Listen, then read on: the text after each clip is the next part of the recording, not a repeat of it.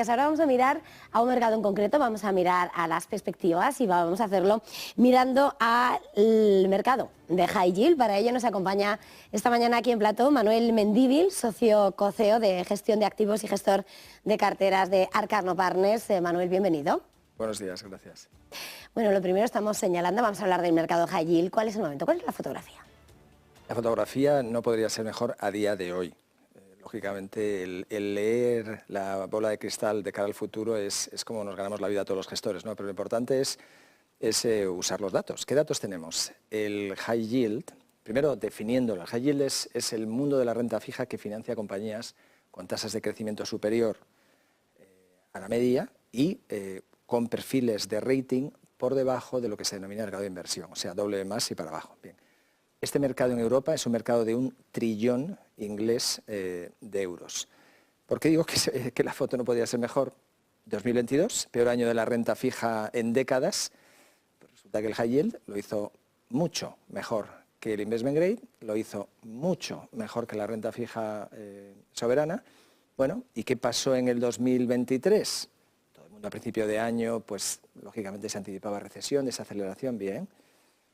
High yield lo hizo mucho mejor que el investment grade y mucho mejor que la renta fija soberana. Estamos hablando de rentabilidades en el 23, que tampoco se dan todos los años, del 12% neto. No está mal la rentabilidad, ¿no? Está mal, un 12% neto, pero te digo que lógicamente son rentabilidades superiores a la media que se han conseguido porque el 2022 fue un año malo. Malo para todos, pero menos malo para el high yield, como digo.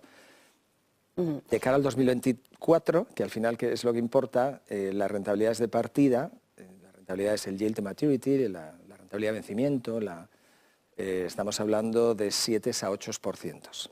Tampoco está mal. No.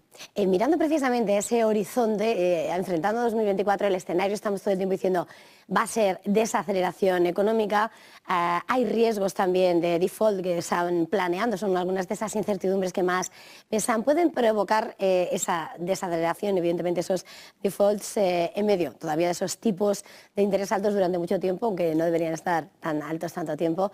En este contexto, ¿cómo puede verse afectado? ¿Cuál? Sí, la tasa de fallidos, la tasa de defaults, es lógicamente algo que vigilar. Al final la rentabilidad que obtienes pues, puede estar bien, más alta, más baja, pero tiene que estar en relación, por supuesto, con el riesgo que tomas. El riesgo en general en el mercado europeo de high yield es más bajo que el norteamericano. Es un mercado, aunque sea de 1 trillón, más pequeño que el norteamericano y más conservador. En Europa, en general, los balances son mucho más conservadores. Esto lo digo porque en un año como la pandemia, o sea, por escoger un año annus horribilis desde el punto de vista corporativo y de gestión de finanzas y de refinanciaciones, bueno, es difícil encontrar un escenario más difícil que el 2020. Bueno, en el 2020 la tasa de fallidos a nivel europeo estuvo en el 2,5–3%, lo cual es inferior a las medias históricas. Bien, ¿qué pasó en el 2022? Un año también muy complicado. La tasa de fallidos fue del 1%. ¿Qué pasó en el 2023 con los tipos muy altos, etcétera? 1,5%. Entonces, estamos hablando de tasas muy bajas en cualquier caso, pero lo más importante a tener en cuenta es que en todos estos años que he mencionado, que fueron años muy difíciles, la inmensa mayoría de los gestores de high yield, de hecho todos los que yo conozco, nosotros también, ¿qué defaults tuvieron? Ni uno. ¿Por qué? Porque es un mercado líquido. Es un mercado líquido donde cuando una compañía empieza a ir mal, los márgenes de EBITDA, el apalancamiento, etcétera, pues empieza a preocupar. Lo que hace un gestor, igual que en la renta variable, es vender, lógicamente. Una cartera de 120 o 140 posiciones, que es lo que estamos hablando, si ves que una compañía con los balances y los reportes que manda cada mes o 3 meses pues empieza a ir mal, vendes. ¿Qué pasa? Que si has vendido pues, con un 5 o un 10% de pérdida sobre el precio de compra, pues es un 10% del 1% de la cartera, es decir, 0,1%, 10 puntos básicos.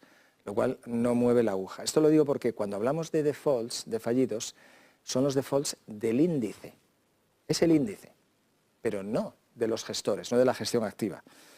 Cuando me preguntas qué defaults tuvimos el año pasado, tuvimos ninguno. ¿Qué defaults esperas que tengamos nosotros? Pero como digo, no solo nosotros, sino nuestros competidores, ninguno. Cuando un bono baja, lo vendes y ya está. Sería equivalente, con esa obsesión que tiene el mercado, no, es que la desaceleración va a traer defaults. sería el equivalente a un gestor de renta variable que tiene 40 posiciones o 50, cualquiera de los conocidos en España o fuera, el pedirle que de las 40 posiciones que tiene, ganara dinero en las 40. No, las 40. Oye, no, pero es que en una he perdido un poquito de dinero. No. Bueno, lo que ya sabemos, el común de los inversores, el común no, la generalidad, el total de los inversores, en una cartera de renta variable lo que le importa es si al final del año has ganado un 15 o has perdido un 10. Pero si has ganado un 15 y has perdido en una posición de 40, te da exactamente igual. Pues esto es lo mismo en el mercado de high yield. En el mercado de high yield se habla de los defaults. Como digo, la generalidad y la inmensa mayoría de los años es que no hay defaults en las carteras gestionadas activamente, pero si hubiera alguno, bueno, pues como si fuera una cartera de renta variable. Lo que importa es la rentabilidad anual. Hace un momento estaba señalando de alguna manera y comparando, ¿no?, los defaults en Estados Unidos, en Europa, y entre las cuestiones en las que quería medir a la hora de mirar esa rentabilidad, el high yield frente a la renta variable europea, ahora mismo, para ponernos un poco en situación, ¿cuál sería el diagnóstico? High yield versus renta variable europea. Bueno, y me ha faltado, perdona Eva, el comentar la expectativa que tenemos para el 24 de fallidos, pero esperamos que crezca algo respecto al 23, pero todavía tasas muy moderadas por debajo de medias históricas. Es buena pregunta, porque el high yield históricamente, en series históricas de 5 o 10 años o más, el high yield aporta a una cartera una rentabilidad, agárrate la silla, similar a la renta variable, similar, tanto en Estados Unidos como en Europa, pero con menos de la mitad de volatilidad. Es decir, el high yield realmente no se debería considerar en una cartera diversificada como un sustituto del investment grade o de las letras del tesoro. ¿Quieres tener letras del tesoro? Tenlas, no hay ningún problema.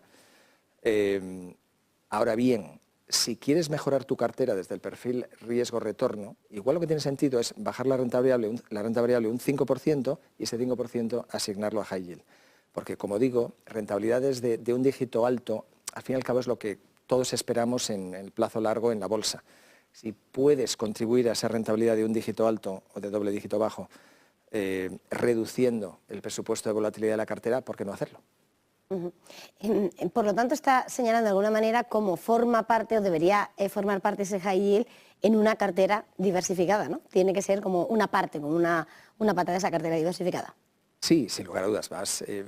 Yo creo que de forma inconsciente casi todos estamos invertidos en high yield. Se habla del high yield y no se considera, cuando se le dice, no, el high yield tiene mucho riesgo. ¿Qué estás haciendo en renta variable? No, o sea, en renta variable estoy aumentando mi exposición.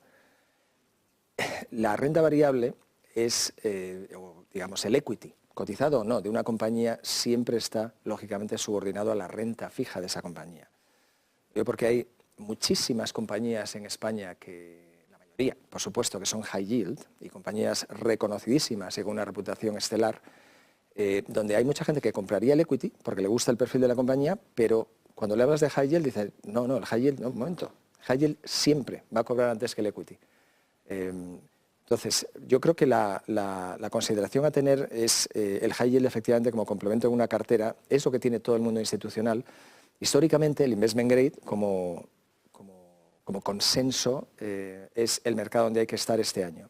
La foto a día de hoy, Eva, es idéntica a la de enero del 2023. En enero del 2023 la llamada de consenso de todos los asesores, todos, era que había que estar en duraciones largas en renta fija y en investment grade. ¿Por qué? La inflación estaba conquistada, los tipos iban a bajar, esto iba a ser una fiesta. Bien. Pasaron los meses y el investment grade estuvo en negativo todo el año, pues prácticamente hasta verano. Y el high yield, más 1, más 2, más 3, más 4. ¿Qué hizo el investment grade el año pasado? Más 6, más 7%. ¿Qué hizo el high yield?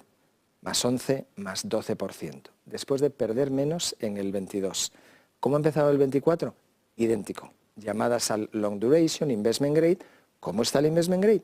Menos 1%. ¿Cómo está el high yield? Más 1%. Una diferencia de 2%.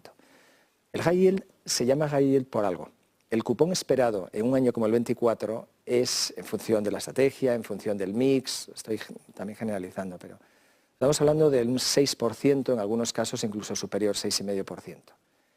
Es decir, no haciendo nada, simplemente cobrando cupones, este año tenemos un 6, un 6,5 asegurado, como si fuera un dividendo de la bolsa.